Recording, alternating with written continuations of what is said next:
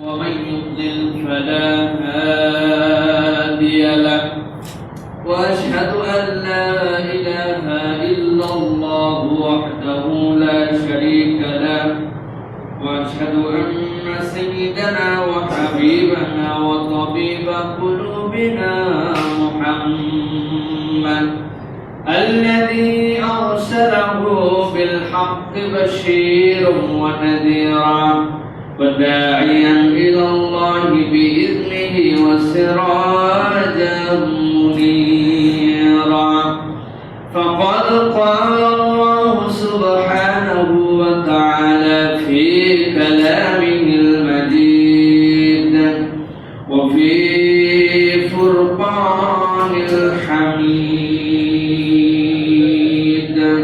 أعوذ بالله من الشيطان الرجيم بسم الله الرحمن الرحيم إنا عرضنا الأمانة على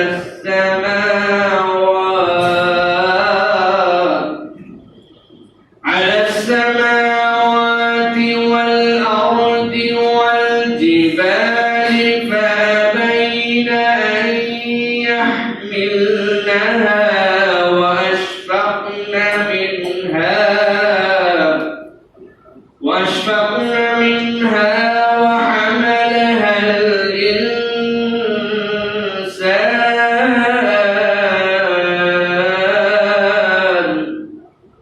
وحملها الإنسان إنه كان ظلوما جهولا ليعذب الله المنافقين والمنافقات والمشركين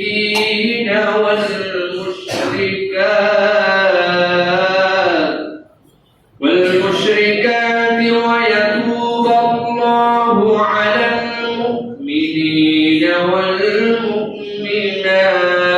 والمؤمنات وكان الله غفورا رحيما وقال الله سبحانه وتعالى آمرا ومخبرا للمؤمنين والمؤمنات إلى يوم القيامة إن الله وملائكته يصلون على النبي يا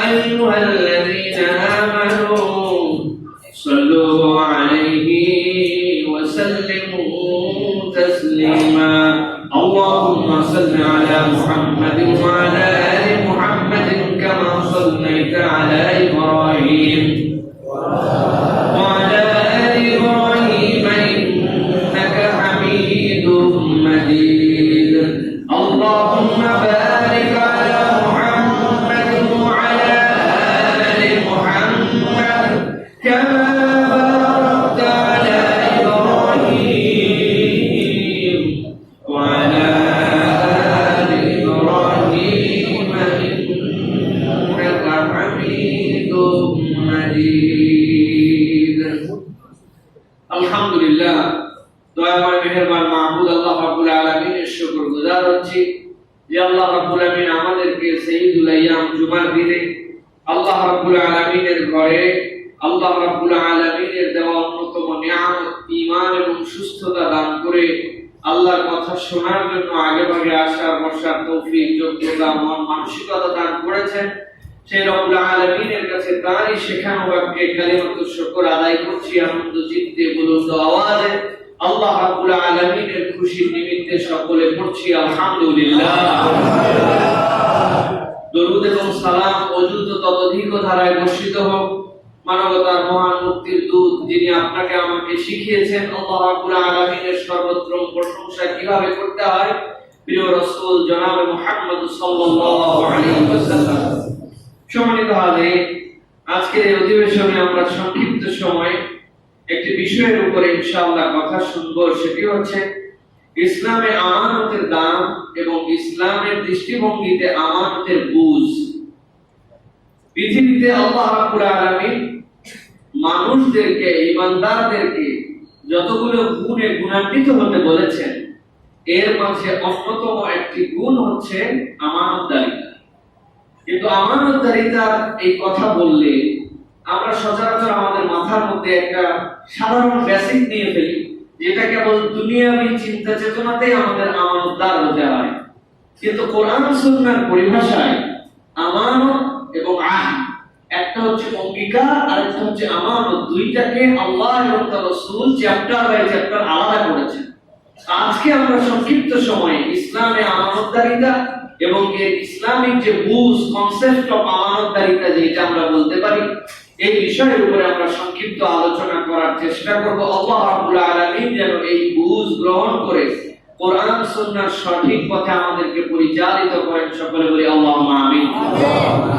প্রিয় ভাইয়েরা, আমি আপনাদের কাছে সর্বপ্রথম যে আয়াতে কারিমা তেলাওয়াত করেছি, কুরআনুল কারীমের 33 নম্বর সূরা, সূরা আহজাবের 72 থেকে 73, এই দুটো আয়াত আল্লাহ রাব্বুল আলামিন ঈমানদারদের জন্য একটা ঘোষণা দিয়েছেন। আল্লাহ রাব্বুল আলামিন এই আয়াতে কারিমার মধ্যে বুঝাচ্ছেন যে আল্লাহ রাব্বুল আলামিন কিভাবে, কখন, কেন, এইগুলোর উত্তর আমাদের কাছে জানা নাই। তবে কোন একটা পর্যায়ে আল্লাহ রাব্বুল আলামিন একটি আমানতকে এই পৃথিবীর আসমান জমিন, এই পৃথিবীর পাহাড় পর্বত সকলের কাছে রাখতে চেয়েছিলেন, কিন্তু সকলেই ভীত সন্ত্রস্ততায় এবং দায়িত্ব পালন করতে পারবে না, তাদের দ্বারা সম্ভব হবে না, এরকম আতঙ্কে একটি আমানতকে রিফিউজ করছিল তারা, যে আল্লাহ এইটা আমাদের দ্বারা সম্ভব নয়। কিন্তু এই আমানতটা মানব মণ্ডলীর পক্ষ থেকে সাইয়েদনা আদম আলাইহিস সালাম এটা গ্রহণ করেছিলেন। আল্লাহ রাব্বুল আলামিন এই আমানতটা কি, এই আমানতটা কেন মানুষ গ্রহণ করলো, অথবা এই আমানত গ্রহণ অন্যরা কেন করলো না, আল্লাহ রাব্বুল আলামিন পুঙ্খানুপুঙ্খ কতগুলো বিবরণ দিয়েছেন। এই আয়াতটা আমরা যদি অনুভব করে ফেলি, তাহলে ইনশাআল্লাহ আমাদের কাছে আমানত আর আহাদ এই দুটার মধ্যে একটা কনসেপ্ট পরিষ্কার হবে। আল্লাহ রাব্বুল আলামিন সূরা আহজাবের মধ্যে তাওয়াত পৃথিবীর মানুষকে স্মরণ করিয়ে দিচ্ছেন। আল্লাহ রাব্বুল আলামিন বলেছেন, ইন্না আরাদনাল আমানাতা আলাস সামাওয়াতি ওয়াল আরদি ওয়াল জিবাল। আল্লাহ রাব্বুল আলামিন সবচেয়ে বড় বড় বিস্ময় অভিভূত আল্লাহর সৃষ্টি, যেগুলা যেই সৃষ্টিটা সব সময় দেখার কারণে আমাদের মাথার মধ্যে সহজ হয়ে গেছে, সব সময় দেখি জন্য বুঝি না। সামান্য একটু 500 স্কয়ার ফিট, 200 স্কয়ার ফিটের আপনি যদি একটা ছাদ দাঁড় করাতে চান, কতগুলা খুঁটি লাগে, কতগুলা কলাম লাগে, ইঞ্জিনিয়ারদের কত কারিশমা লাগে। সামান্য একটু আপনার বাড়ির সামনে যদি একটু গার্ডেন বের করে রাখতে চান, একটু সানসেটটা বড় করতে চান, আপনার যদি ড্রপরটা যদি একটু দীর্ঘ করতে চান, কত মেকানিজম লাগে, খুঁটি দেওয়া লাগবে না বিম দেওয়া লাগবে। আল্লাহ বলছেন, তোমার মাথার উপরে আসমান খানা দাঁড়ায় আছে, একটাবার খেয়াল করো না, তাকাও না তো উপরের দিকে, অন্তর দিয়ে অনুভব করার চেষ্টা করো না, আমি আল্লাহ কেমনে অবিশ্বাস্য ভাবে তোমাদের মাথার উপরে কোনো খুঁটি ছাড়া আসমান খানাকে দাঁড় করাইছি। আমার আল্লাহ রাব্বুল বলছেন, ইন্না আরাদনাল আমানাতা আলাস সামাওয়াতি আলাস সামাওয়াতি ওয়াল আরদি ওয়াল জিবাল। ও দুনিয়ার মানুষ, আমি আল্লাহ একটা আমানতকে ওই আসমান, যে আসমান এমন বিস্ময়কর সৃষ্টি, তার কাছে বললাম, এই আমানতটা তুমি নিবা কিনা। কিভাবে বলেছি, কখন বলেছি, কেমনে তারা উত্তর দিয়েছে, হাইসিয়াত বান্দার খোঁজার দায়িত্ব নাই। কিন্তু আল্লাহ বলছেন, ওই বিস্ময়কর আসমানের কাছে আমানত রাখলাম।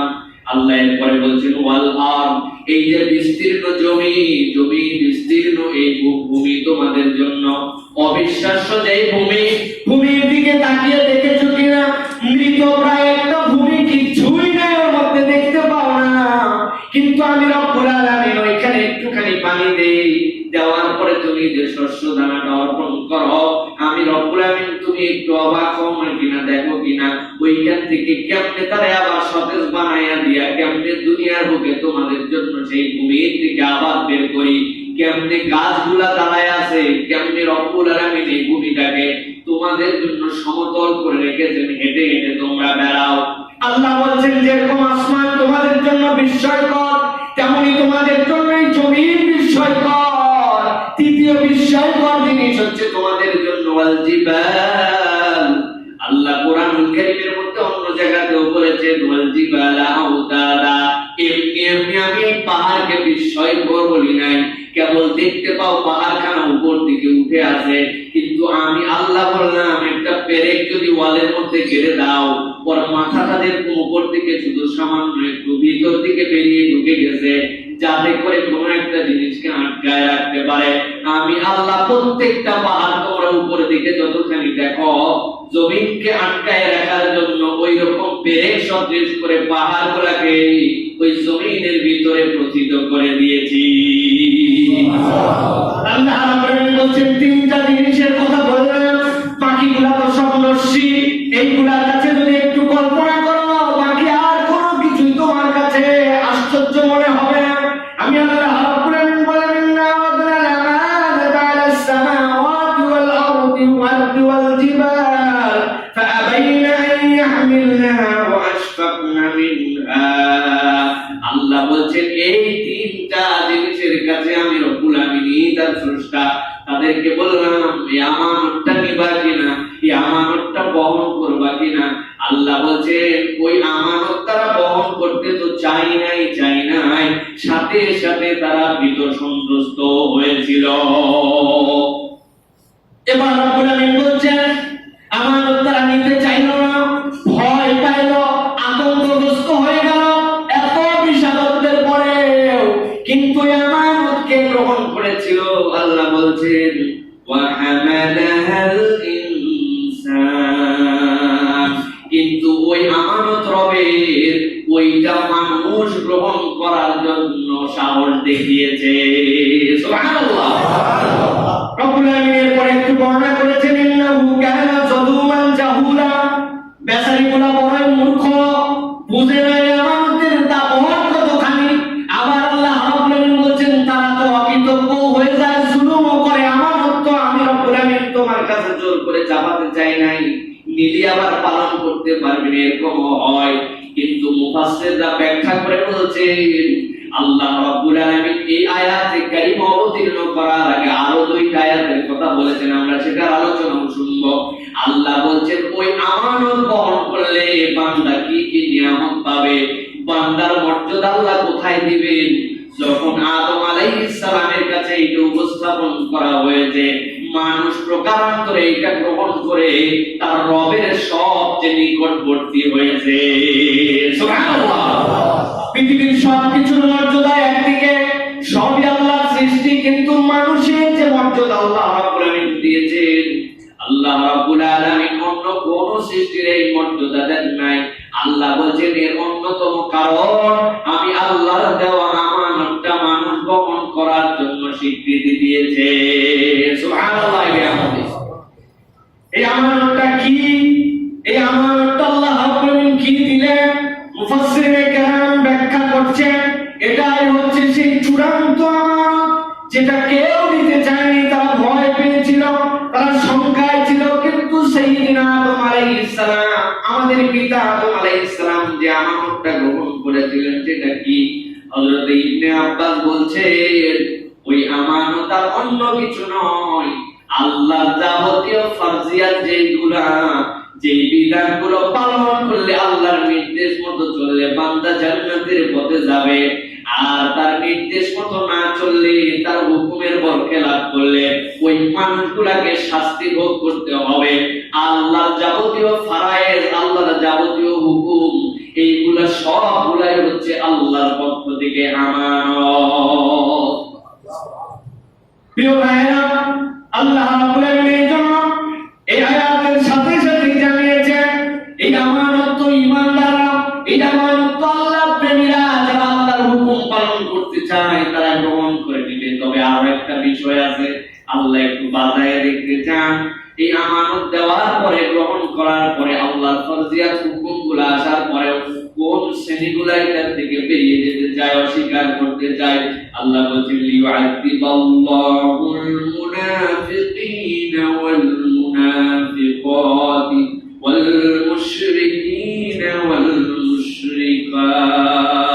আল্লাহ দেখতে চান আল্লাহর জন্য কপট কারা কারা দুনিয়ার বুকে বুঝাইতে চায় আমি হুকুম পালন করছি, আমি আল্লাহর কৃতজ্ঞ বান্দা, আমি রাসূলের ইত্তেবাকারী, কিন্তু মনের মধ্যে রাসূল বিরোধী, আল্লাহ বিরোধী, ইসলাম বিরোধী, পছন্দ করে না।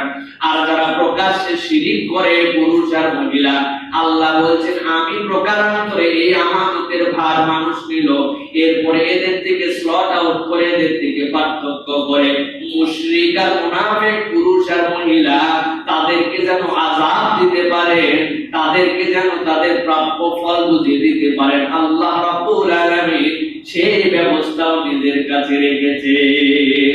প্রিয় ভাইরা, এই আয়াতে কারিমা আল্লাহ রাব্বুল আলামিন মূল যে বিষয়টি আপনাদের সামনে উপস্থাপন করার জন্য আয়াতে কারিমা উপস্থাপন করা হলো সেটা হচ্ছে আমানতের কনসেপ্টটা আমাদের মধ্যে পরিষ্কার করতে হবে। সর্বোচ্চ আমানত কি? দুনিয়ার আমানত সামান্য একটু হয়তো বা টাকা কড়ি অন্য কিছু দিয়ে হতে পারে, কিন্তু আল্লাহ মানুষের জন্য যে আমানতের অ্যারেঞ্জমেন্ট করেছেন এবং যে আমানতের কথা বলেছেন, সেই আমানত আল্লাহ রাব্বুল আলামিন ফেরেশতাদের কাছেও বলেছিলেন। হাদিসের মধ্যে এসেছে ফেরেশতাদেরকে বলা হয়েছিল তোমরা কি আমানত বহন করবে? তারা বলল রব্বুল আলামিন যে দায়িত্ব, এই দায়িত্ব তো আমাদের দ্বারা বহন করা সম্ভব হবে না, কেননা এই দায়িত্ব পালন করলে আপনার জন্য কল্যাণ আছে, জান্নাতের দিকে রাস্তা আছে, আপনার জন্য রিওয়ার্ড আছে, কিন্তু না পারলে তো বড় বিপদ। আমি যদি না পারি, ফেরেশতারা অস্বীকার করেছে, তারা প্রকারান্তরে আল্লাহর কাছে নিজেদের ওযর খাই পেশ করেছে, জমিন অস্বীকার করেছে, পর্বতমালা, আসমান, সেইটা আল্লাহ রাব্বুল আলামিন ইমানদারদেরকে গ্রহণ করেছে। যারা মানুষেরা গ্রহণ করেছি, মুফাসসিররা বলছেন এইটার দ্বারা যেরকম মানুষের মর্যাদা বৃদ্ধি পেয়েছে, ঠিক একই রকম ভাবে মানুষ যদি এই বিধিবিধানটা না বুঝে, না জানে, তাহলে এইটা তার ধ্বংসের কারণ হয়ে যাবে। প্রিয় ভাইরা, এই জন্য আমরা এক কথায় মাথার মধ্যে আমানতের সর্বোচ্চ রূপটা সবসময় বুঝ দিয়ে ফেলবো, সেটি হচ্ছে আল্লাহ রাব্বুল আলামিনের যাবতীয় বিধিবিধান মানুষের জন্য সবচেয়ে বড় আমানত। মানুষের সবচেয়ে বড় আমানত কি? আল্লাহর যাবতীয় বিধিবিধান, এটা হচ্ছে সবচেয়ে বড় আমানত। এর উপর আর কোনো আমানত হতে পারে না। আরেকটি সংজ্ঞা হচ্ছে যার পালনে পুরস্কার আর ত্যাগ করলে শাস্তি হয়, এটাই হচ্ছে আল্লাহ রাব্বুল আলামিনের পক্ষ থেকে মানুষের জন্য আমানত। ইমাম বাইহাকী এবং আহমদ ইবনে হাম্বল রাহিমাহুল্লাহ বলছেন যে হযরতে আব্দুল্লাহ ইবনে মাসউদ রাদিয়াল্লাহু তাআলা আনহু একটা সংজ্ঞা দিয়েছেন এই আয়াতে কারিমার আলোকে। তিনি বলছেন as-salatu আমানা ওয়াল উযু আমানা ওয়াল ওয়াজনু আমানা ওয়াল কাইলু আমানা। তিনি বলছেন চারটা জিনিস মৌলিকভাবে এই আয়াতের দ্বারা আল্লাহ রাব্বুল আলামিন তাবৎ মানবকুলের জন্য আমানত করেছেন। সে যে প্রজন্মে এসেছে আদম আলাইহিস সালাম থেকে আমাদের নবী মুহাম্মদ মুস্তাফা সাল্লাল্লাহু আলাইহি সাল্লাম পর্যন্ত যত নবী রাসূল আসছে, সবার কাছে এই চারটা জিনিস মানুষ হিসেবে আমানত ছিল। এক নম্বর কি? as-সালাত, তার সালাত আদায় করতে হতো। ক্রাইটেরিয়া, রাকাত, সময়, ডিউরেশন, পদ্ধতি পরিবর্তিত বিভিন্ন ছিল, কিন্তু সালাত তাদেরকে আদায় করতে হতো কোনো না কোনো ভাবে। আল্লাহ রাব্বুল আলামিনের সালাত ছিল। ওযু, এরপরে দ্বিতীয় তাদের জন্য আমানত ছিল ওযু করা। ওযু মানে হচ্ছে পবিত্রতা। ইসলাম কাউকে অপবিত্র থাকতে বলে নাই। আপনি বুঝবেন অপবিত্রতা যেখানে ইসলামের সম্পর্ক নেই, সেখানে বাস অপবিত্রতার সাথে ইসলামের কোনো সম্পর্ক নাই। সেটা কেবল শারীরিক নয়, সেটা কেবল মানসিক নয়, সেটা কেবল সামাজিক নয়। ইসলাম সব জায়গায় যেখানে অপবিত্রতা, ইসলামের তার সাথে কোনো সম্পর্ক নাই। অনেক পাগল ছাগল এখন আমাদের কাছে এরকম বলে, হুজুর রাত্রে শুয়েছিলাম, সকালবেলা ওঠার পরে দেখি আল্লাহর কুদরতে মাথার মধ্যে জট লেগে গেছে। আল্লাহর কুদরতে মাথায় জট লাগে, ওইটা দেখি আল্লাহর নিয়ামত। মাশাআল্লাহ, কে বলছে আপনার এই নিয়ামত? তাহলে নবী করিম সাল্লাল্লাহু আলাইহি ওয়াসাল্লাম সাহাবীদের কারোই আল্লাহ দিল না, আপনি আল্লাহর এত প্রিয় সাহাবীর উপরে উঠছেন আপনি। আপনার মাথায় জট লাগছে, এটা নিয়ামত। আপনি আপনার এই জট শয়তান বদ জিন উল্টা লাগায় আপনার ঈমান হরণ করতে পারে, ঠিক কি না? কোনো কারণ ছাড়া জট লাগছে, বুঝবেন শয়তান লাগছে ওর পিছনে। আপনার এই জট লাগলে নেড়া করা আপনার জন্য ফরজ হয়ে যাবে। বলে এটা আবার কেমন কথা? গত তোমার আগের জুমায় না বললে নেড়া করা মাকরুহ বলা হয়েছে। রাসূল সাল্লাল্লাহু আলাইহি ওয়াসাল্লাম হাদিসের মধ্যে বারবার অনেক রাসূলুল্লাহ সাল্লাল্লাহু আলাইহি ওয়াসাল্লাম নেড়া করতে হজ ওমরা ছাড়া পুরুষদেরকে উৎসাহিত করেছেন। প্রিয় ভাই, ফরজ এই জন্য আপনার ফরজ গোসল ফরজ হইলে আপনার প্রতিটা লোমকূপের গোড়া পর্যন্ত ভিজানো পুরো শরীর উপরে পানি দেওয়া একটা বড় ফরজ। আপনি এমন জটা বাবা হইছেন, আপনার মধ্যে পানি তো দূরের কথা, আপনার ভিতরে কিচ্ছু ঢুকে না, তাহলে আপনার জন্য যেইটাতে ফরজ গোসল আদায় হয় না ওইটাকে ত্যাগ করা ফরজ না আপনার জন্য? প্রিয় ভাইরা, এই জন্য ইসলামে অপবিত্রতার কোনো জায়গা নাই। এই জন্য আব্দুল্লাহ ইবনে মাসউদ বলছেন as-সালাতু আমানা ওয়াল ওযু আমানা, এরপরে বলছেন ওয়াল ওয়াজনু আমানা ওয়াল কাইলু আমানা। ওজন আর কাইল প্রায় কাছাকাছি শব্দ। একটা হচ্ছে এই যে মিজান, লিখতি যেটাতে আপনি ব্যবসায় ওজন করেন, এইটা হচ্ছে আপনার জন্য একটা আমানত। আর কাইল বলতে এখানে বোঝা হচ্ছে যে আমাদের জন্য যে মাপজোক, এই মাপজোক পুরাটাই কাইলের মধ্যে। জমি তো আর ওজন করে মাপেন না, মাপেন নাকি? মাপা হয় না। আপনি তো ডিম তো আর ওজন করে মাপেন না, ডিম তো আপনি হচ্ছে হালিতে বিক্রি করেন। তাহলে যেহেতু ওজনের কথা বলে যদি শেষ হতো কাইল না থাকতো, তাহলে ডিম ওজন হয় না, পচা ডিম বিক্রি করা যায় হয়ে যেত, ঠিক না? প্রিয় ভাইরা, এই জন্য আল্লাহ রাব্বুল আলামিন এই আমানতের চারটা ক্রাইটেরিয়া আপনার আমার জন্য দান করেছেন। আমানতের বুঝ আব্দুল্লাহ ইবনে মাসউদ বলছেন এইভাবে তিনি বর্ণনা করেছেন। প্রিয় ভাইরা, আবু যার রাদিয়াল্লাহু তাআলা তিনি বলছেন ফরজ গোসল একটা আমানত। সুবহানাল্লাহ। ফরজ গোসল আমানত, এত কিছু থাকতে ফরজ গোসলকে আমানত করা হলো কেন? কারণ বান্দারা এই ক্ষেত্রে বুঝে না বুঝে ফরজ গোসলের আমানতের খেয়ানত করি আমরা বুঝি না এখন পর্যন্ত। ইমানদার পাক্কা মুসল্লি গোসল কেমনে করতে হয়, ফরজ গোসল কেমনে করতে হয়। আপনি অন্য দিনে যে গোসল করেন, এই গোসল না করলে আপনার জন্য গুনাহ হবে না। অনেক ফুকাহায়ে কেরাম আবার হাদিসের আলোকে জুমার দিনের গোসলকে ওয়াজিব বলেছেন। তবে মনে রাখতে হবে, আপনার যে সকল কারণে গোসল ফরজ হয়, ওইটা যদি আপনি ফরজ পদ্ধতিতে আদায় না করেন, তাহলে এটা আপনার পরবর্তী ইবাদত বন্দেগী কিছুই আর কবুল হবে না, কারণ আপনি তাহারা অর্জন করতে পারেন না। প্রিয় ভাইরা, আমরা অনেক সময় জানি না গোসল ফরজ, আবার গেলাম ধর্ম করে গায়ের মধ্যে পানি দিয়ে চলে আসলাম। কখনো বা হাঁটু ভিজলো কি ভিজলো না, চুলের পিছনে ভিজলো কি ভিজলো না। কিন্তু ফরজ গোসলের ক্ষেত্রে আপনার পুরা শরীরের উপর দিয়ে পানি প্রবাহিত করে প্রত্যেকটা লোমকূপের গোড়া পর্যন্ত পানি পৌঁছায় দেওয়া আপনার জন্য আল্লাহর পক্ষ থেকে ফরজ। এই জন্য খুব সাবধান হতে হবে আমাদের জন্য। প্রিয় ভাইরা, ফরজ গোসলের জন্য আপনাকে নিয়ত করতে হবে, আমি ফরজ গোসলের নিয়ত করলাম। এরপরে মাসনুন পদ্ধতি অনুযায়ী কেবল পা ধোয়া ছাড়া উভয় হাত ধুয়ে নেওয়া, মুখমণ্ডল ধুয়ে নেওয়া, গড়গড়ার সাথে কুলি করা, নাকে পানি দেওয়া যেরকম সুন্নাহ আছে। এরপরে শুধু পা ধোয়া ছাড়া পুরো গায়ের মধ্যে পানি দেওয়া। রাসূলুল্লাহ সাল্লাল্লাহু আলাইহি ওয়াসাল্লাম এরপরে করতেন কি, যেই জায়গাতে অপবিত্রতা লেগে থাকে এই জায়গাগুলো আগে ধুয়ে ফেলতেন। ধুয়ে ফেলার পরে ডান পাশ থেকে পানি দিতেন, বাম পাশ থেকে পানি দিতেন, এরপরে মাথায় পানি দিতেন, এরপরে পুরাটা ধুয়ে একটু সরে এসে সাধ্যের মধ্যে থাকলে অথবা জুতা স্যান্ডেল থাকলে স্যান্ডেলটা পরে নিয়ে এরপরে পায়ে পানি দিয়ে এইভাবে ফরজ গোসল করতে হয়। আপনি গেলেন, নিয়ত নাই, সুন্নাহর পদ্ধতি নাই, আপনি ওযুর মতো কোনো প্রক্রিয়ার সময় পান নাই, গেলেন 2 মগ পানি দিলেন, শাওয়ার ছেড়ে দিলেন, গা ভিজলো কি না ভিজলো, ধুইলো কি না ধুইলো, এমনি ফরজ গোসল হয় না।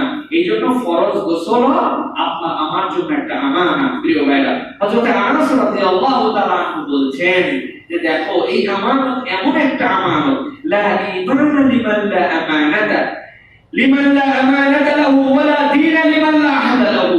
হযরত আনাস ইবনে মালিক রাদিয়াল্লাহু তাআলা বলছেন, হাদিস কাম সহিহ আহমদের মধ্যে এসেছে, মুসনাদ আহমদের মধ্যে, তিনি বলছেন দুনিয়ার বুকে তার ঈমানই নাই যার আমানতদারি নাই, আর দুনিয়ার বুকে তার দ্বীন নাই, সে বলতেছে আমার দ্বীন ইসলাম, তার দ্বীনই নাই, যে প্রতিশ্রুতি পালন করে না, যে তার অঙ্গীকার পূর্ণ করে না, তার দ্বীন নাই। আর যে আমানত পালন করে না, তার ঈমানই নাই। এই আমানত মানে কি ভাই? এই আমানত মানে আল্লাহর বিধিবিধান। আল্লাহর বিধিবিধান যদি আপনি পালন না করেন, আল্লাহর বিধিবিধানের প্রতি আপনি আল্লাহ যা বলেছেন ওইটা যে আল্লাহর পক্ষ থেকে আপনার বুঝে কাজ করুক বা না করুক, এই কথাটা মনে হয় আমি এমন কোনো জুমা নাই যে জুমায় বলি না, এটা আকীদার প্রশ্ন ভাই। এই জন্য বারবার বলতে হয় এই বিষয়। সমাজে বাস্তবায়ন নাই, পৃথিবীর বুকে নাই, অমুকেরা অমুক কথা বলে, তুমুকের এই নিয়ে বিরোধিতা করে, এতে আপনার আমার কিচ্ছু যায় আসে না। সমাজে বাস্তবায়ন হোক বা না হোক, আপনার পরিবেশে থাক বা না থাক, আপনার দেশ সেটা স্বীকৃতি দেন বা না দেন, আল্লাহ এবং তার রাসূলের বিধানই সর্বশ্রেষ্ঠ বিধান। এই বিধান আপনাকে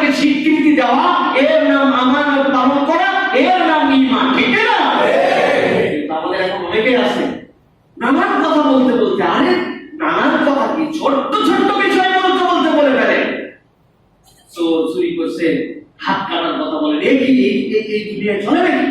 পাথর মেরে আপনি এই ইয়েদেরকে মেরে ফেলতে বলেন যারা সেনাকার, একই এখন নাউজুবিল্লাহ। উনি এটার ব্যাপারে নাউজুবিল্লাহ বলতে চিন্তা করেন, ওনার ঈমান কোথায় গেছে? তাদের প্রিয় ভাই, আপনাকে পরিষ্কার মনে রাখতে হবে আল্লাহ দেওয়া বিধান আপনার ঈমান অন্তরের মধ্যে, মুখে মুখে না। ঠিকই আছে, আল্লাহর বিধান ঠিকই আছে, কিন্তু এখন এইরকম না। আপনার অন্তরের মধ্যে পরিষ্কার ধারণা রাখতে হবে, ঈমান অন্তরে বসায় নিতে হবে। আল্লাহর দেওয়া যাবতীয় বিধিবিধান, আল্লাহর দেওয়া দণ্ডবিধি, আল্লাহর দেওয়া অর্থনীতি, আল্লাহর দেওয়া সমরনীতি, আল্লাহর দেওয়া দেশ চালানোর নীতি, সবগুলোর প্রতি আমার ঈমান আছে। পৃথিবীর কোথায় বাস্তবায়িত হোক না হোক, আমার আল্লাহ এবং রাসূলের বিধানের উপরে কোনো বিধান নাই, এর নাম হচ্ছে ঈমান। ঠিক না? পরিষ্কার করে রাখবেন, নসেদ বুঝবেন আপনার ঈমানের মধ্যে ঝামেলা আছে। এই ঝামেলাওয়ালা ঈমানদার এখন লিবারেল মুসলমান দেশে বইরে গেছে। এখন লিবারেল মুসলমান এই কথা বললে আবার অনেক সময় দেখা যাচ্ছে আমাদের উপরেও মানে বিভিন্ন কথাবার্তা বলা হবে যে এইগুলা কথা না বললে হয় না, ফজিলতের কথা কি আর নাই কোরআন সুন্নাতে? কি পাইছেন আপনারা? হ্যাঁ, রাতদিন খালি ফজিলতের কথা বলেন, নামাজের ফজিলত কি, অমুক সূরা ফজিলত কি, অমুক সূরা ফজিলত কি। ভাই, আমি তো আপনাকে বলছি পেট্রোল অনেক দামি জিনিস, পেট্রোলটা খুবই সুন্দর জিনিস। পেট্রোল যদি আপনি এটা অকটেন রূপান্তর করেন, এটাই সবচেয়ে, ডিজেল, কেরোসিন, সোয়াবিন সবার থেকে এটাই বাজারের মধ্যে দাম বেশি, আপনারা সব বলছি। কিন্তু আপনার বদনার তলাটা ফুটা। আপনি যে জার্কিং এ নিতে আসছেন, ওই জার্কিং এর তলা নেই। আপনার কাছে পেট্রোলের ওয়াজ, কেরোসিনের ওয়াজ আর সোয়াবিনের ওয়াজ করে লাভ নেই। ঠিক না? আপনি তো জার্কিং ফুটা। এই জন্য প্রিয় ভাইয়েরা, আপনি কি পাত্রের মধ্যে আপনার ঈমানকে রাখছেন, এটা সবার আগে বিশুদ্ধ করতে হবে। এর নাম হচ্ছে আমানত। এই জন্যই আনাস ইবনে মালিক বলছেন, লা ঈমানা লিমান লা আমানাতা লাহু, যে আমানত বুঝলো না তার ঈমানই নাই।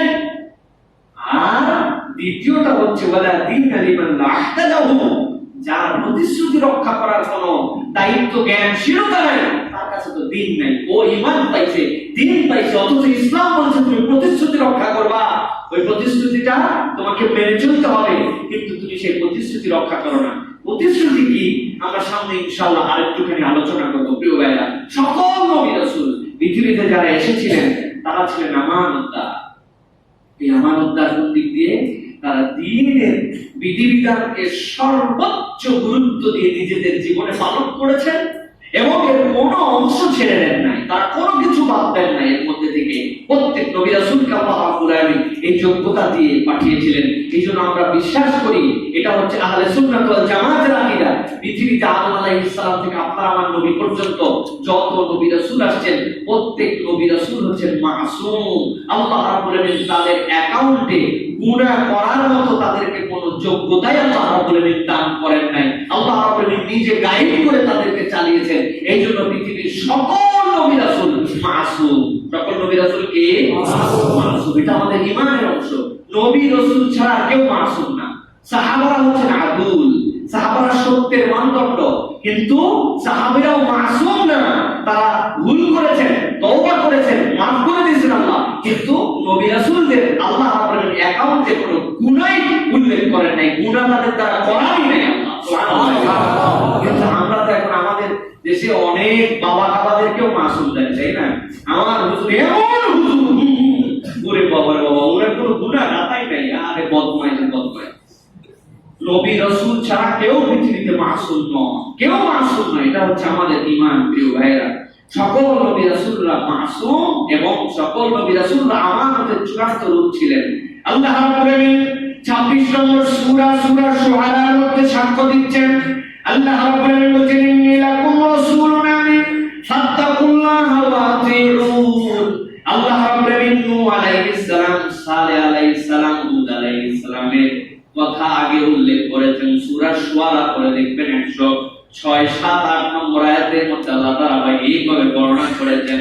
আল্লাহ বলেন ওই নবীদের কথা, এত এত দাওয়াত দেওয়ার পরেও যখন তারা স্বীকার করে না, তারা নবীদেরকে কষ্ট দেয়। হযরত সালেহকে বললেন এমন একটা প্রমাণ দেখাও। কি প্রমাণ দেখাও? বলে তুমি যদি এই যে সামনে আমাদের যে পাহাড় দেখতে পাচ্ছ, এই পাহাড় ভেদ করে একটা পুষ্টি নিয়ে আসতে হবে, কেবল পুষ্টি আনলে হবে না, পুষ্টিটা বের করা থাকবে তার, এবং যেই না বের হবে, বের হওয়ার সাথে সাথে সে প্রসব করবে, এইরকম নিয়ে আনতে হবে। আল্লাহ নবী সতর্ক করলেন, খবরদার যদি তোমরা এর বিরোধিতা করো এরপরে, তাহলে কিন্তু বিপদ। এখন পর্যন্ত তোমরা দেখতে চাও না, কিন্তু আল্লাহ যদি দেখায় দেন তাইলে কিন্তু তোমাদের জন্য বিপদ হয়ে যাবে পরক্ষণে। মানুষগুলা এত বেশি আল্লাহ রাব্বুল আমিনের প্রতি গাদ্দার ছিল, আল্লাহ নবী যেই না বললেন বের হয়ে আসো, মুখটা আল্লাহ বের করে দাও, মুখটা বেরিয়ে আসলো, সাথে সাথে প্রসব করে বলল। আল্লাহ রাব্বুল আমিনের এই নজির থেকে হযরতে সালেহ আলাইহিস সালামের বেশ কিছু তখন মানুষ ছিল যারা ঈমান এনে ফেলল। কিন্তু যারা ওই সময় পরামর্শিক, তাদের মধ্যে কতগুলো পরামর্শ ছিল, আরে এটা জাদু হতে পারে, এইটুকু থেকে প্রভাবিত হয়ে গেছে কেন, বাপ দাদার ধর্ম এতদিন ধরে পালন করো, এখন বাপ দাদার ধর্মের প্রতি ঈমান নাই, যতই যাই দেখা ঈমান আনতে হবে নাকি, নানান কথা বলে একটা দল ঈমান থেকে সরায় রাখলো। হযরতে সালেহ আলাইহিস সালাম তাদেরকে বলে দিলেন, তোমরা যাই বলছো কিন্তু আমি সতর্ক করছি, এইটা আল্লাহর উট না, কাল্লাহ, এই উটের সাথে খবরদার দুর্ব্যবহার করা যাবে না। তোমাদের যেখান থেকে উটের পানি পান করাও, এই উট যেই দিন পানি খাবে, অন্য উট অন্য মানুষরা কিন্তু এই দিন পানি খেতে পারবে না, এটা আল্লাহর বিধান। পরের দিনে তোমরা সেখান থেকে খাবে। যেই না হযরত সালেহ আলাইহিস সালামের মুজিজার উট ওই কূপের মধ্যে মুখ দিতে আসতো, এমন পানি খাইতো, ওই দিন সকল পানি কূপে সে শেষ করে ফেলতো। কিন্তু আল্লাহ রাব্বুল আমিন এমন নিয়ামত দিলেন তাদের জন্য, উট পানি খায় কিন্তু এত পরিমাণ দুধ দেয়, যেই দুধে তারা সবাই খায়। যেই পাত্রগুলা পানি ভরার জন্য এসেছিল, ওই পাত্রগুলা পর্যন্ত ভরায় ভরায় নিয়ে যায়। শয়তান তারপরে সহ্য হলো না, আরে এই উটের জন্য তো আমাদের ঝামেলা, এত বড় উট, যেই প্রান্তরে চড়ে ওইখানে অন্য উটেরা ভয় পায়, অন্য পশু পাখি ভয় পায়, পানি তো খায় খায়, দুধ দেয়, তাই কি পানি এত খায়, নানান কথাবার্তা বলে এটারে হত্যা করে ফেলো, কিন্তু সাহস করতে পারে না কেউ। শয়তানের পরে ষড়যন্ত্র নিয়ে আসলো, দুইজন সবচেয়ে সুন্দরী নারী, তাদের কন্যা তারা আরো বেশি সুন্দরী ছিল। সমাজের মধ্যে দুইজন বড় ডান পিঠে মানুষ ছিল, বড় বেশি, আল্লাহ রাসূল বলেন তারা বড় বেশি আল্লাহর নবী বড় শক্ত অন্তরওয়ালা। আল্লাহ নবী খুতবায় দাঁড়ায় তার বর্ণনা দিয়েছেন। ওই দুই ব্যক্তিকে বলল, তোমরা যদি হত্যা করে ফেলতে পারো তাইলে আমাদের এই কন্যা তোমাদেরকে দিয়ে দিলাম, এই মেয়ে তোমাদেরকে দিয়ে দিলাম। নারীদের এই ছলনায় ওই দুই ব্যক্তি প্রথমে পা কেটে দিল উটের, এরপরে উটটাকে যেই না হত্যা করে ফেললো, উটের যে বাছুরটা ছিল সে চিৎকার করতে করতে পাহাড়ে উঠে যে বিলীন হয়ে গেল। হযরতে সালেহ বললেন, তোমাদের বিপদের আর কোনো শেষ নাই, আর মাত্র 3 দিন তোমাদের অবস্থানের পরে তোমরা ধ্বংস হয়ে যাবে। পরে বলে কি এলো, 3 দিন পরে নাকি ধ্বংস হবে, এবার এই হত্যা করো আগে, যদি সে আমরা ধ্বংস হয়ে যায় তাহলে অন্তত পক্ষে বোঝা যাবে তার কারণে ধ্বংস হচ্ছে, তার মায়ের মরছি। আর যদি মিথ্যা হয় তাহলে অন্তত পক্ষে মিথ্যার অপরাধে তাকে হত্যা করছে, এই জন্য সালেহ আলাইহিস সালামকে হত্যা করো। আল্লাহ নির্দেশ দিলেন, সালেহ আপনি বেরিয়ে চলে যান। সালেহ আলাইহিস সালাম এলাকা থেকে রাত্রে বেলা বেরিয়ে চলে গেলেন, তার সাথীদেরকে বলে গেলেন, 3 দিনে 3টা নিদর্শন তোমরা মনে রাখো, আগামী কালকে সকালবেলা ওঠার পরে মুখগুলা হলুদ হয়ে যাবে তোমাদের, তারপরের দিন লাল হয়ে যাবে তোমাদের মুখগুলি, তারপরের দিন কালো হয়ে যাবে, এরপরে বুঝবে আল্লাহর আযাব এসে যাবে। হযরত সালেহ আলাইহিস সালাম এই কথা বলার পরে ওই রাত্রেই তারা হত্যা করবে। সকল গোত্রের থেকে 11 জনের কথা 9 জনের কথা যে একজন করে করে লোক ঠিক করছে, করার পরে যেই না হত্যা করার জন্য হঠাৎ করে সালেহ আলাইহিস সালামকে আর খুঁজে পায় না। পরের দিন সকালবেলা উঠে দেখে সত্যি সত্যি মুখ হলুদ হয়ে গেছে, তারপরের দিন দেখলো রক্তবর্ণ হয়ে গেছে, বুঝতে আর বাকি থাকলো না আমাদের মৃত্যু চলে আসছে। এরপরের দিন কালো, তারপরের দিন আল্লাহ মারার জন্য বেশি কিছু ব্যবহার করেন না, এমন একটা বজ্রধ্বনি, এমন একটা শব্দ দিলেন, এই শব্দের কারণে নিজেদের ঘরের মধ্যে তারা খড় কুটার মতো একদম উচ্ছিষ্টের মতো মৃত হয়ে হয়ে পড়ে গেছে। শব্দ সুপারসনিক, আমাদের অনেক সময় আসমান দিয়ে এখন সেনাবাহিনীর বিমান যায়, দেখছেন না আপনারা? অনেক সময় আমরা দেখেছি অনেক বাড়ির কাঁচ গ্লাস এইগুলো উপরের বাড়ি যেগুলো এগুলো পর্যন্ত ভেঙে যায় সুপারসনিক। ওই এই কোরআনের 1400 বছর আগে যদি বলা হতো যে এইরকম একটা শব্দ, যে এই শব্দের কারণে মরে গেল, এটা তখন মনে হতো যে একটু বোঝা কঠিন। যদিও সাহাবীদের তো ঈমান 100 ঈমান, ওনাদের তো বোঝার দরকার নাই, যা আসছে সামি'না ওয়া আতা'না, এত বোঝা উচিত আমার নাই, এত ব্যাখ্যা করা লাগবে, তাফসীর করা লাগবে না। আমাদের সাহাবীরা এই জন্য রাদিয়াল্লাহু আনহু তারা সকল উম্মতের থেকে আলাদা, এই জন্য সুবহানাল্লাহ। আমার নবীর সাথীরা সর্বশ্রেষ্ঠ সাথী, সকল নবীর সাথীদের থেকে উৎকৃষ্ট সাথী, সুবহানাল্লাহ।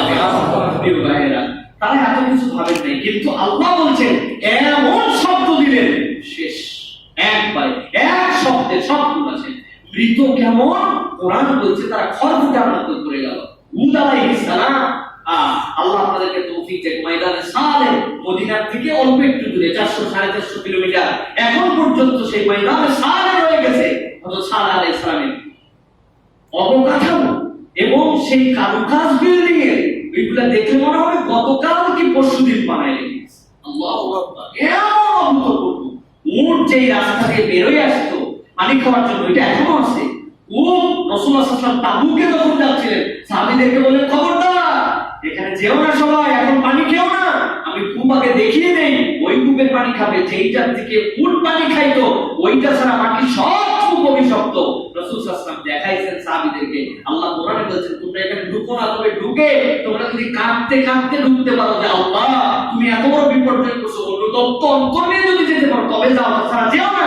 এই লানতের জায়গা এইগুলো প্রিয় ভাইরা এখনো আছে। আল্লাহর কাছে দোয়া করি আল্লাহ আপনাদেরকে হজ উমরা সফরে নেন, এই জায়গা পর্যন্ত দেখে আসতে পারবেন। ময়দানে সালে এই জায়গা ময়দানে সালে বলা হয়। সালেহ আলাইহিস সালামের এই উট কেন্দ্রিক যে ঘটনা, হুদ আলাইহিস সালাম, আল্লাহ তাদেরকে যে আমানতদার বলছেন কেন?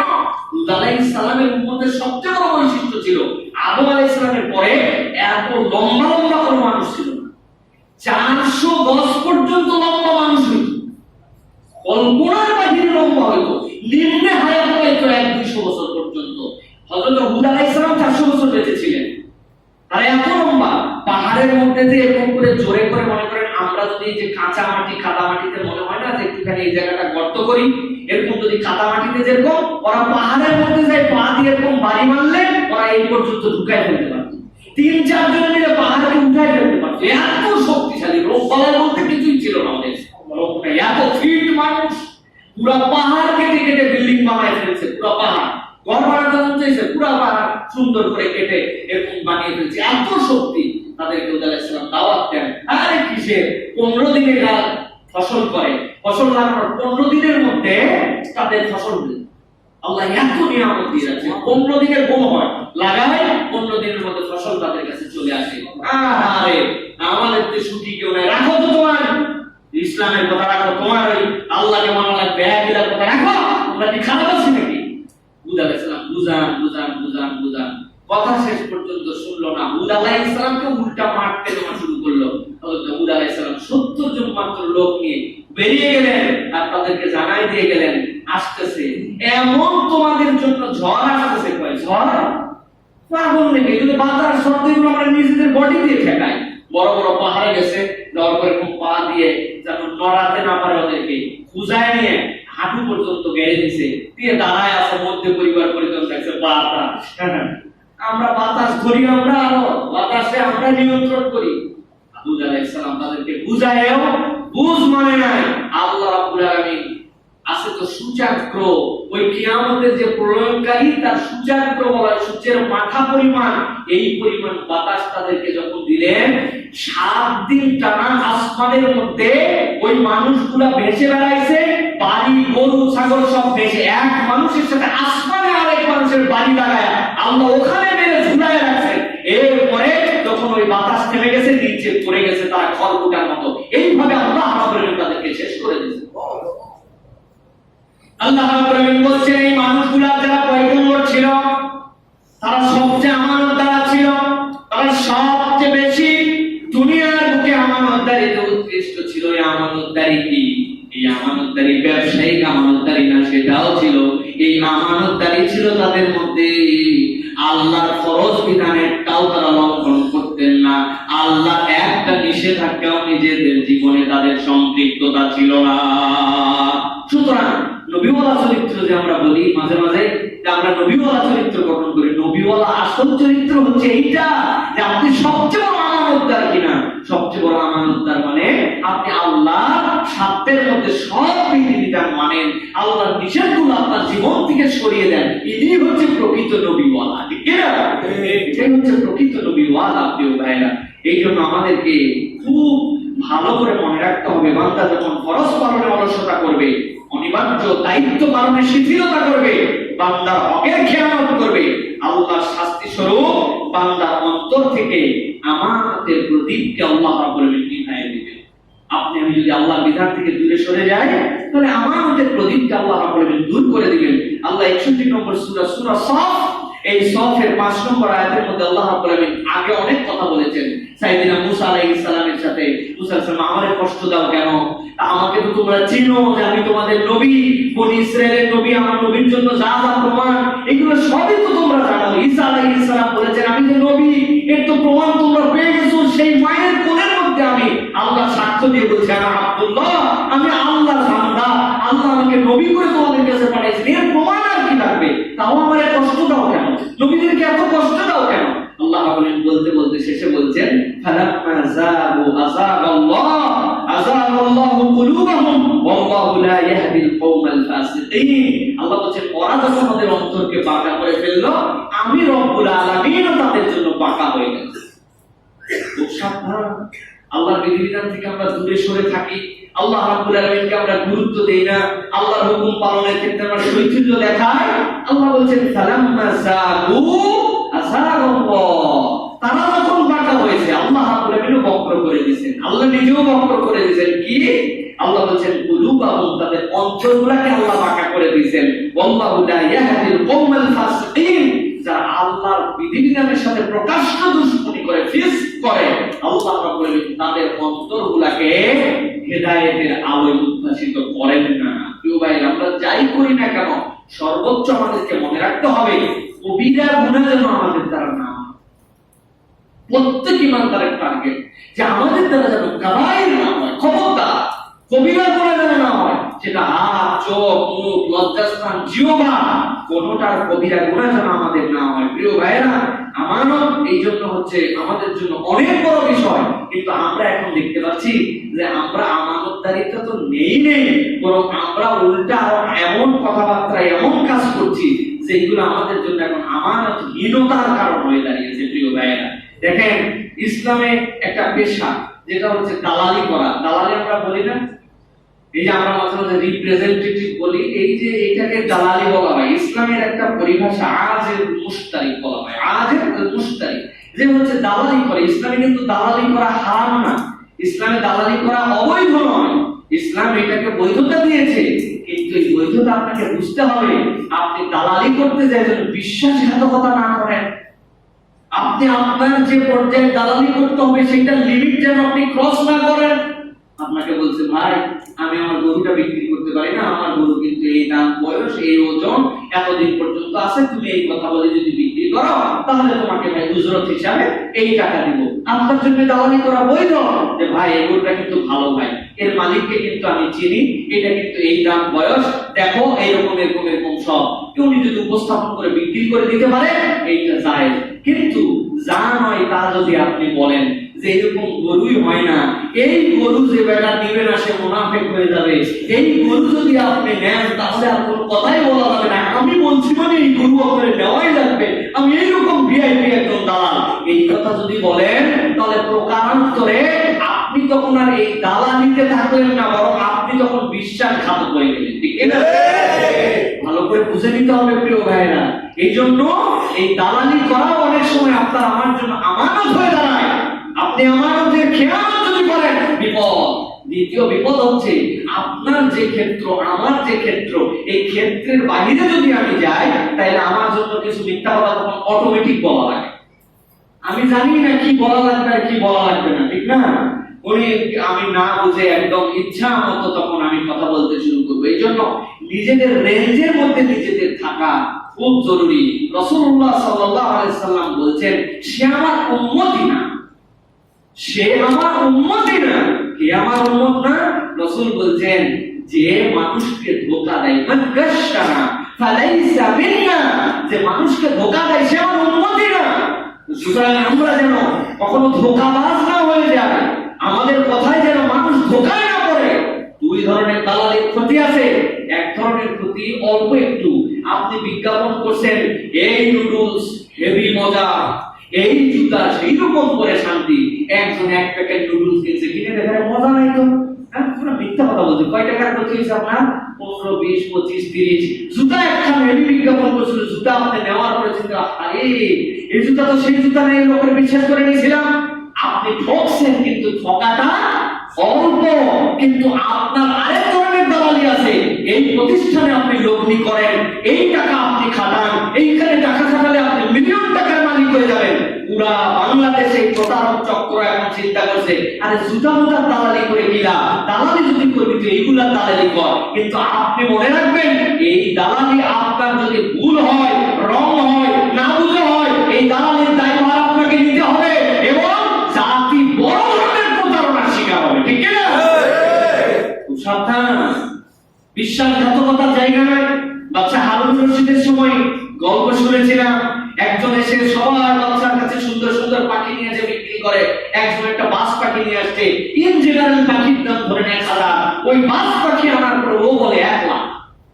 বাচ্চা হারুন রশিদ বলছে, আরে ইন জেনারেল পাখির দাম 1000 করে, সেটা 2000, 3000 কম বেশি হতে পারে, তোরটাই 1 লাখ কেন?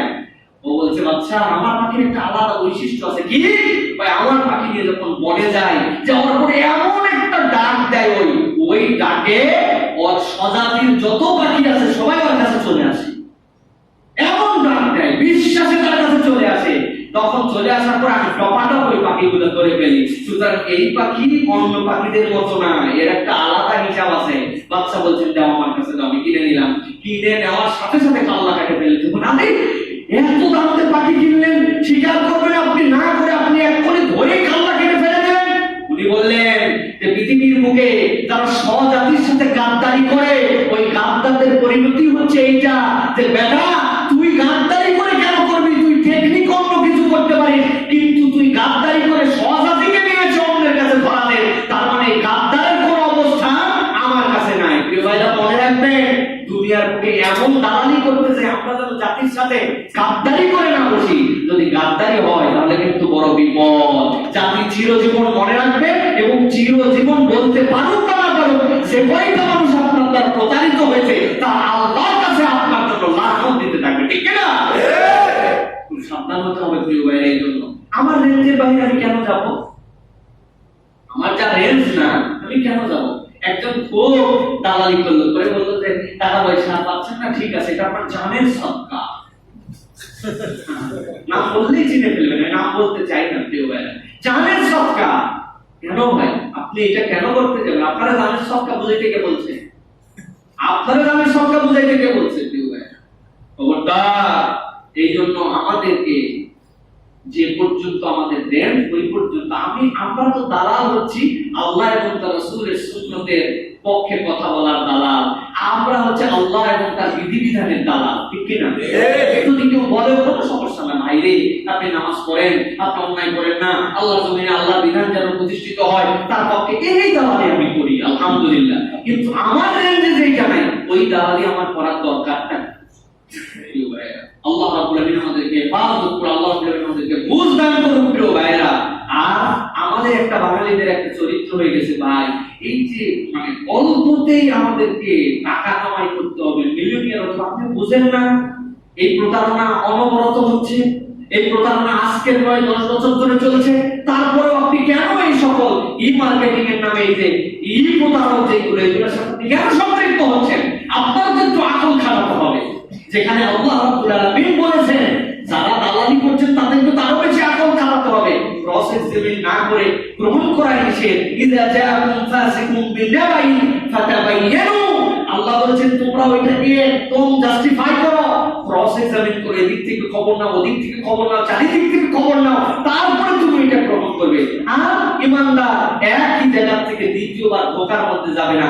আপনি চিনেন না, জানেন না, 2000, 1000, 5000 না হয় দিতে পারেন, আপনি একবারে 10 লাখ, 20 লাখ, 30 লাখ দিচ্ছেন, ব্যাপারটা কি?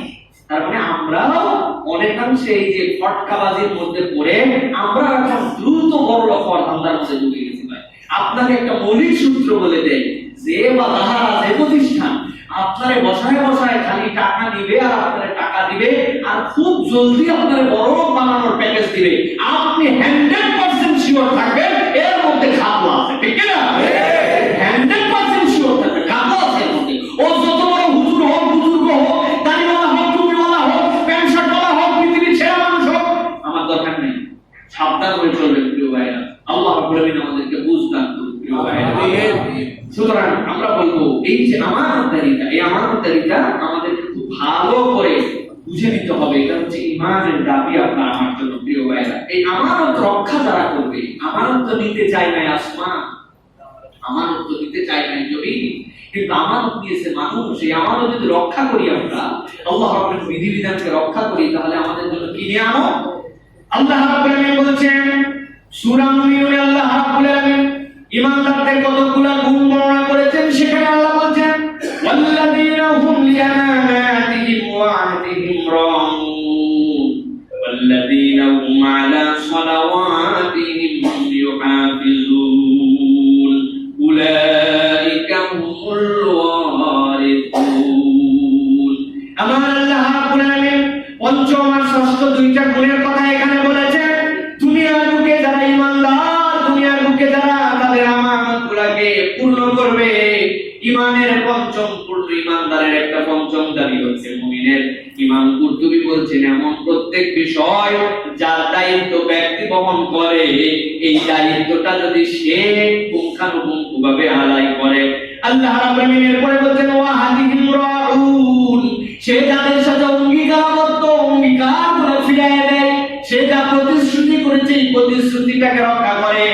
একজন মানুষকে বলছিল তোমার সাথে আমার কথা হইল, এই কথা তোমার আর আমার মধ্যে আর কোনোদিন কারো কাছে বলবো না। এই কথাটা তার জন্য একটা হাত, তার জন্য একটা আমানত। আমার মা বোনেরা সবচেয়ে বেশি আমানতের অনেক সময় রক্ষা করতে পারেন না, তারা খেয়ানতকারী হয়ে যান। পুরুষ যে বাদ যায় তাও নয়। কোন একটা মহিলারে বলছে বহু তুই এই কথাটা কারো কাছে বলবি না, ওয়াদা করলি তো? হ্যাঁ ওয়াদা করলাম। উনি খানিকক্ষণ পরে আরেকজনের কাছে বলছে আল্লাহর কিরা করে বলতেছি এইটা আমার ওয়াদা, তবে তোর কাছেই খালি বললাম, আর কারো কাছে বলবি না। অল্প সময়ের মধ্যে পাড়া ছাপায়া গ্রাম খবর হইতে দেই না। আল্লাহ রাব্বুল আলামিন বলেন খবরদার, এটাও একটা আমানত তোমার জন্য। তোমার বন্ধু তোমার কাছে একটা কথা আমানত দিয়েছে, বুকের মধ্যে খবর করে মাঝে মাঝে ভয় দেখায়, বেটা সেই খবর আমি জানি, বলে দিলে কিন্তু তোর খবর আছে, বুঝে শুনে চল। আল্লাহ বলেন না, ঈমানদারের কোন চরিত্রওয়ালা হবে না? ঈমানদারের চরিত্র ওয়াল্লাযীনা হুম লিআমানাতিহিম ওয়া আহদিহিম রাউন ওয়াল্লাযীনা হুম আলা সালাওয়াতিহিম ইউহাফিজুন। এই দুই গুণের সাথে সাথে তারা সালাতের ব্যাপারে বড় সতর্ক। কিভাবে যে সালাতে যেমনি রুকু করতে হবে তেমনি করে, সালাওয়াতিহিম ইউহাফিজুন আল্লাহ বলেন যেমনি সিজদা করতে হবে তেমনি করে। সাতের মধ্যে সবচেয়ে বেশি মনোযোগ দিয়ে আল্লাহর জন্য সালাত আদায় করে, ওয়াক্ত মতো আদায় করে। আল্লাহ বলেন এই গুণওয়ালার জন্য আমি আল্লাহ জানাই দিলাম উলাইকা হুমুল ওয়ারিসুন, এরা তো হচ্ছে উত্তরাধিকারী। এদেরকে আল্লাহ উত্তরাধিকার দিয়েছেন। কিসের উত্তরাধিকার? আল্লাহ বলেন আল্লাযীনা ইয়ারিসুনাল ফিরদাউসা হুম ফিহা খালিদুন। এই উত্তরাধিকার আর কিছুই নয়, বরং এইটা হচ্ছে ফিরদাউস, সেই জান্নাতের উত্তরাধিকার। আল্লাহ রাব্বুল আলামিন এই বান্দাগুলোকে এই গুণের কারণে একবার জান্নাতে ঢুকাবেন, একবার ফিরদাউসে ঢুকাবেন। ওই ফিরদাউস থেকে রব্বুল আলামিন কখনো তাদেরকে আর বের করবেন না। সুবহানাল্লাহ। কোরআনুল কারীমের মধ্যে ফিরদাউস শব্দ দুইবার এসেছে, পুরা কোরআনে দুইবার। একটা হচ্ছে এখানে এসেছে সূরা মুমিনুনের 11 নম্বর আয়াতের মধ্যে, আরেকটা এসেছে সূরা কাহফের 107 নম্বর আয়াতের মধ্যে। মুফাসসিররা বলেন ফিরদাউস মানে বাগান। পৃথিবীর যত ভাষা আছে সব ভাষায় ফিরদাউসের বর্ণনা আছে। আল্লাহ যত ভাষা সৃষ্টি করেছেন সব ভাষায় ফিরদাউসের বর্ণনা আছে, সব ভাষায় ফিরদাউসের প্রচলন আছে। মুফাসসির বলেন ইমাম কুরতুবী, তবে ফিরদাউস একটুখানি আলাদা বাগান। কেমন বাগান? যেই বাগান আঙ্গুর বিশিষ্ট হবে তাকে ফিরদাউস বলা হয়। আর ওই আঙ্গুরটা দুনিয়ার মতো আঙ্গুর রূপে দেখলেও জান্নাতের আঙ্গুরের বর্ণনাটা এমন, বান্দা যদি 1 কোটি বারও ওই ফিরদাউস থেকে আঙ্গুর খায়, প্রথমটা খাওয়ার পরে 1 কোটি বার তোমরা যখন খাবে, একটার সাথে দ্বিতীয়টার স্বাদ মিলবে না।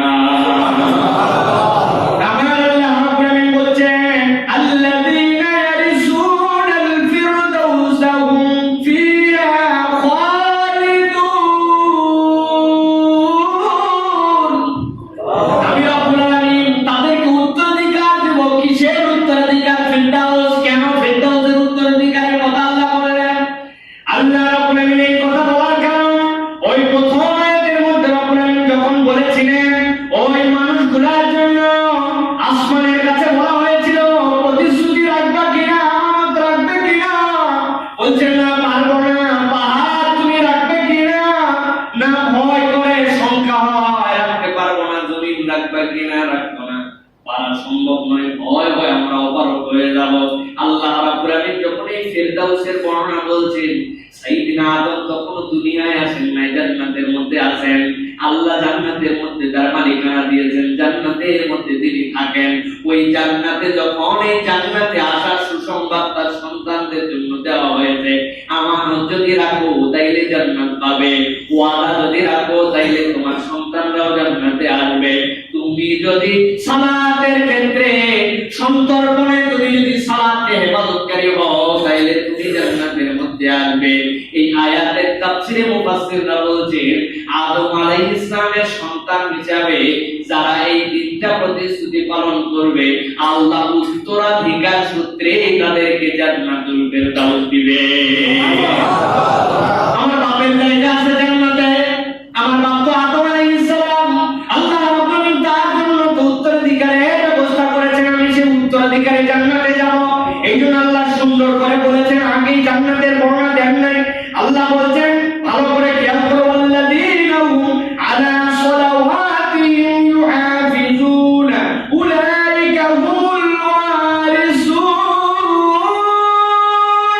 আল্লাহ বলেন, ও দুনিয়ার মানুষ, ঈমান যদি মজবুত করো, তুমি যদি ওয়াদা রক্ষাকারী হও, তুমি যদি সালাতকে সংরক্ষণ করতে পারো, উলাইকা হুমুল ওয়ারিসুন, আমি আল্লাহ বললাম তারা ওয়ারিস। কিসের ওয়ারিস?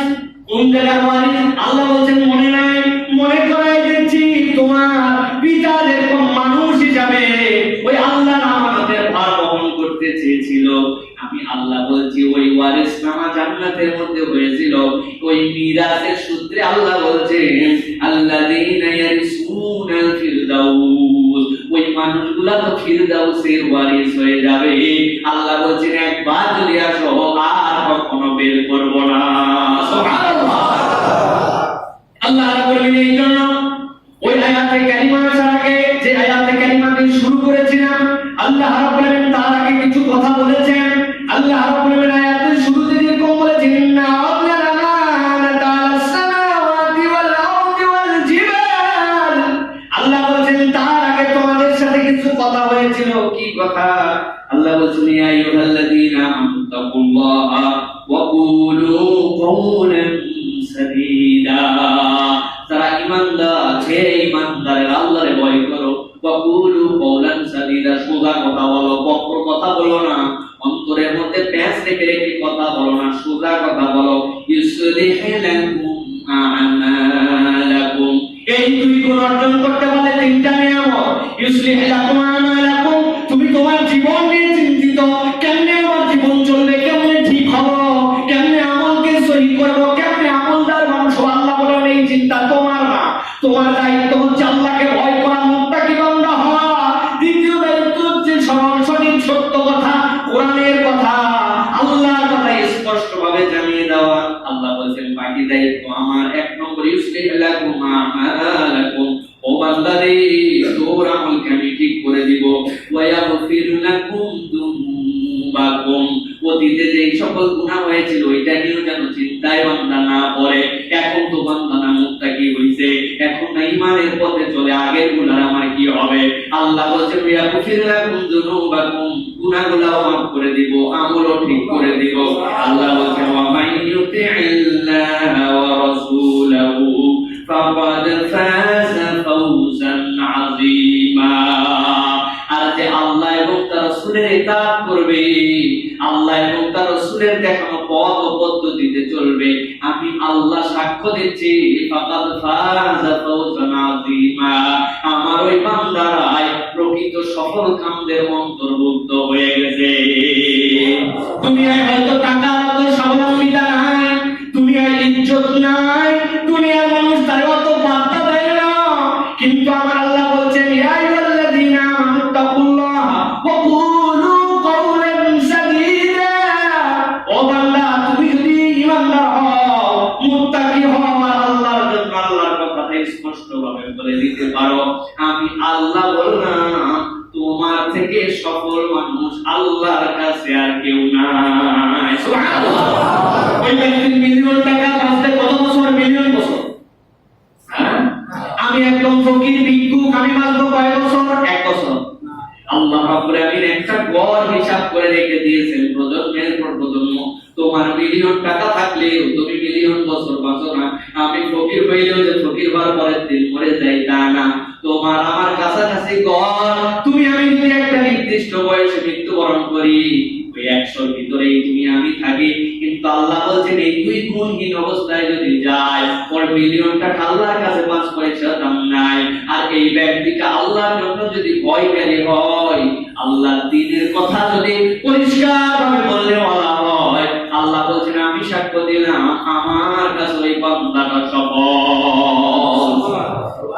আল্লাহর জন্য আমাদের সফলতায় আল্লাহ এই অনারটা, এই ঘোষণাটা আগে দিয়েছেন, দেওয়ার পরে বলতেছেন এরপরে আমানতের কথা বলবেন। এটা তো পুরস্কার, তারপরে আমানতের কথা বললেন আসমান। না বাবা, তত পুরস্কার থাক, যদি ফেল করি তাই তো বিপদ, জমিন বিপদ, পাহাড় বিপদ। আল্লাহ বললেন তারপরে মানুষ এটা গ্রহণ করলো। আল্লাহ বলছেন গ্রহণ করে মানুষ ঠকে না। মানুষ যদি একটু ঠিকঠাক মতো চলে, ভুল হলে আমি আল্লাহ যেহেতু গ্রহণ করছি, ক্ষমা করে দিব, রাস্তা ঠিক করে দিব, চলার জন্য উপযুক্ত দিয়ে দিব। আর আমি আল্লাহ বলে দিলাম যে তোদের জন্য এই জান্নাতুল ফেরদাউসের ব্যবস্থা করব। পৃথিবীর কোন আসমান জমিন পাহাড় পর্বত ফেরেশতাদেরকে আল্লাহ রাব্বুল আলামিন জান্নাত দিবেন না, জান্নাতের মালিক একমাত্র মানুষ। ঠিক কি না? পাহাড় ফেরেশতা, আর ফেরেশতারা তো আমাদের খাদে। ফেরেশতা তো ফেরেশতা, ফেরেশতারা আমাদের খাদে। জান্নাত আল্লাহ রাব্বুল আলামিন কেবলমাত্র মানুষের জন্য রেখেছেন। প্রিয় ভাইরা, সুতরাং আল্লাহ দেওয়া যে প্রতিশ্রুতি, এই যে আল্লাযীনা হুম লিআমানাতিহিম ওয়া আহাদিহিম, শেষ কথা বলে দিই, এই আহদ মানে খালি ওয়াদা নয়, অঙ্গীকার নয়। এই আহাদের আরেকটা ব্যাখ্যা আল্লাহ রাব্বুল আলামিন নিজে দিয়েছেন। আল্লাহ কি বলেছেন? সূরা ইয়াসিনের মধ্যে বলেছেন আলাম আহাদ ইলাইকুম ইয়া বানি আদম আল্লা তা'বুদুশ শাইতান ইন্নাহু লাকুম আদুউম মুবিন। আলাম আহাদ ইলাইকুম ইয়া বানি আদম, এটা একটা আহাদ। আল্লাহ বলেন আমি কি তোমাদের সাথে প্রতিশ্রুতি নেই নাই? আল্লাহ তা'বুদুশ শাইতান, তোমরা শয়তানের উপাসনা করবে না। শয়তানের উপাসনা মানে কি? আমাদের মধ্যে প্রকাশ্যে শয়তানের উপাসক এই পৃথিবীতে হয়তো 1% না। শয়তানের উপাসক নাই, হয় কেউ মূর্তির উপাসক, হয় কেউ আগুনের উপাসক, হয় কেউ অন্য কিছুর উপাসক, কিন্তু প্রকাশ্যভাবে শয়তানের উপাসনা, আমি শয়তান আমার মাবুদ, শয়তানের আমি উপাসনা করি। এগুলা কিছু কিছু ব্ল্যাক ম্যাজিক যারা করে তারা করে। আল্লাহ যে বললেন আল্লামা হাদিলাইকুম ইয়া বানি আদম আল্লা তা'বুদুশ শাইতান, শয়তানের ইবাদত করো। ওই পরকালে যাওয়ার পরে তো বান্দা তো বাইচে যাবে। বলে আল্লাহ তুমি তো শয়তানের ইবাদত করতে মানা করছো, আমি দুর্গার করছি। তুমি শয়তানের ইবাদত করতে মানা করছো, আমি শয়তানের ইবাদত করি না, আমি তো যিশু খ্রিস্টের করছি। মুসলমান কি বলবে? আল্লাহ তুমি তো শয়তানের ইবাদত মানা করছো, আমি করি না, আমি মাজারে যে একটা ঠোকা মারছি। আল্লাহ দেখবেন তাই তো, দেখেও তো শয়তানের ইবাদত করে না। এক কম নামাজ পড়ছে, সপ্তাহে একদিন আসছে, ভিআইপি মুসল্লি যেহেতু, কিন্তু সে তো একদিনের জন্য গেলেও তো আল্লাহর জন্য গেছিল। আরেকজন গেছে 5 দিন, এও আল্লাহর জন্য গেছে, ঠিক না? আরেকজন গেছে ওই যে মাজারে, সেও গেছে দেখছে আল্লাহ হওয়ার জন্য গেছে ওই জায়গায়। প্রিয় ভাইরা, কনসেপ্টটা পরিষ্কার করে। আল্লামা হাদিলাইকুম ইয়া বানি আদম আল্লাহ তা'বুদুশ শাইতান মানে কি? আল্লাহ তা'বুদুশ শাইতানের এই ইবাদতটা আমরা বুঝি নাই। এই ইবাদতের সংজ্ঞা হচ্ছে মানুষ বুঝ হওয়ার পর থেকে মৃত্যু পর্যন্ত তার যাবতীয় কার্যকলাপ আল্লাহ এবং তার রাসূলের অনুকরণে যদি হয় সেটা আল্লাহ ইবাদত, আল্লাহ এবং তার রাসূলের অনুকরণের বাইরে যা হবে সেইটাই হচ্ছে শয়তানের ইবাদত। ঠিক না? পরিষ্কার কনসেপ্ট পরিষ্কার করে নেন। আপনার নতুন করে বানানো করলে কি হবে? হুজুর এখানে খারাপ কিছু করছি আমরা, কি এমন করছি খারাপ আমরা? না, আপনি কথা বলতে পারেন না। আপনি কথা বললে সবার আগে আমরা জুম্মার নামাজ 4 রাকাত পড়তাম। নামাজ পড়া ভালো না ভাই? সাহাবায়ে কেরামের যেরকম অবস্থা ছিল আমাদের অবস্থা কি সেরকম? আমাদের অবস্থা কত খারাপ। পুরো জুম্মার নামাজ 2 রাকাত পড়ছেন, প্রতি রাকাতে 2টা সিজদা দিয়েছেন। আপনার আমার গুনাহ খাতায় ভরপুর। আমরা এখন থেকে 4 রাকাত জুমার নামাজ, প্রতি রাকাতের মধ্যে 4টা করে সিজদা দিব। সমস্যা আছে? কিসের সমস্যা আছে? সিজদা দাও খারাপ কাজ? সিজদার মধ্যে কি আমরা হরে হরে বলবো নাকি আমরা সুবহান রাব্বিল আলা? কি খারাপ কাজ? আন্দাজে না বুঝে কথা বলেন। এইগুলো বুঝায় আপনি 4 রাকাত পড়াতে পারবেন না। ঠিক না? আপনি এই জায়গায় বুঝেন সিজদাই সবচেয়ে ভালো কাজ, সুবহান রাব্বিল আলাই সবচেয়ে ভালো জিকির, নামাজই সবচেয়ে ভালো ইবাদত। আপনি জুম্মার দিন 4 রাকাত করবেন না, প্রতি রাকাতে 4টা সিজদা দিবেন না। তো যেই আল্লাহর দেখানো সালাতের পদ্ধতি আছে, বাকি দুনিয়ার বুকে আপনি কি করবেন না কি করবেন না, আপনার বাপ, আপনার হুজুর, আপনার পীরের মতো হবে না আল্লাহ এবং তার রাসূলের মতো হবে? এই বুঝটা কেন পরিষ্কার হয় না? কেন এই বুঝ পরিষ্কার হয় না? সুন্নতের কথা বলে হ্যাঁ বুঝে ফেলছি, আপনি খালি বুঝছেন, আমাদের হুজুর কিছুই বুঝেন না। এইগুলো বললে হবে না প্রিয় ভাই, যে আল্লাহ এবং তার রাসূল দিয়েছেন ওইভাবে আমাদেরকে মানতে হবে। সর্বশেষ যে কথা, সাংঘাতিক কথা, রাসূলুল্লাহ সাল্লাল্লাহু আলাইহি ওয়াসাল্লাম বলেছেন, আউয়ালু মা তাফকিদুনা মিন দীনিকুম আল আমানা। তোমাদের দ্বীনের মধ্যে থেকে সর্বপ্রথম যেটা উঠে যাবে সেটা আমানত। আল্লাহ রাসূল এরপর বলেছেন, ওয়া আখারু মা তাফকিদুনা মিন দীনিকুম আস-সালাত। আর তোমাদের দ্বীনের মধ্যে থেকে সর্বশেষ যেটা উঠে যাবে সেটা হচ্ছে সালাত। এই দুটো জিনিস উদাও হয়ে যাচ্ছে। রাসূল এরপর বলেছেন, ইযা দাইয়াতিল আমানা ফান্তাজিরিস সাআ। তোমরা অপেক্ষা করো, যখন দেখবে আমানতদারিতে উঠে গেছে তখনই কিয়ামত হয়ে যাবে। সুতরাং প্রিয় ভাইরা, আল্লাহ রাব্বুল আলামিন আমাদেরকে আজকে যে আমানত এবং আহাদের কথা আমরা বললাম, এই আমানতের যে পরিচয়টা পাইলাম, আমানত মানে তো আমরা মনে করছিলাম টাকা পয়সা ব্যবসা, কিন্তু এই আমানতের মূল ডেফিনিশন যেটা আল্লাহ রাব্বুল আলামিন, আল্লাহর হুকুম বিধান, এইগুলোকে আমাদেরকে সংরক্ষণ করা তৌফিক দান করুন আল্লাহুম্মা আমিন।